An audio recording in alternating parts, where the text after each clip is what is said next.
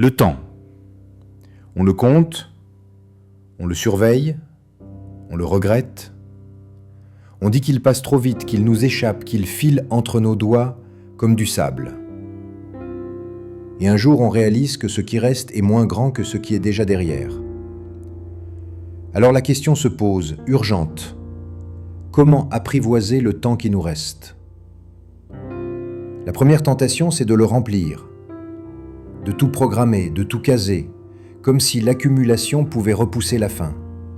On coche des listes, on enchaîne des activités, on croit vivre plus en vivant vite.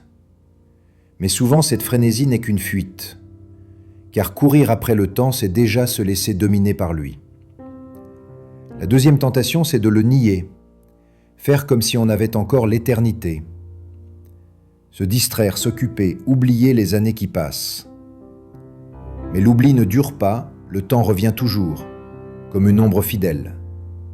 Et plus on l'évite, plus il nous rattrape. Apprivoiser le temps, ce n'est ni l'épuiser, ni le fuir. C'est apprendre à le regarder autrement. Non plus comme un ennemi, mais comme un compagnon. Chaque jour qui passe est aussi un jour donné. Chaque heure est une offrande. Alors la question n'est pas combien me reste-t-il, mais comment je choisis d'habiter ce qui reste. Les philosophes l'ont compris depuis longtemps. Sénèque disait que ce n'est pas que la vie est courte, mais que nous la gaspillons. Nous perdons des années à attendre, à différer, à remettre à demain.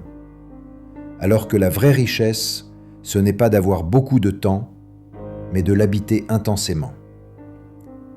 Habiter le temps, c'est ralentir. C'est donner du poids aux instants simples.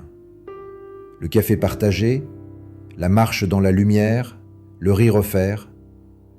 Ce sont ces instants qui donnent la sensation d'une vie pleine, pas les exploits accumulés. Le temps apprivoisé, c'est celui qu'on goûte, pas celui qu'on consomme.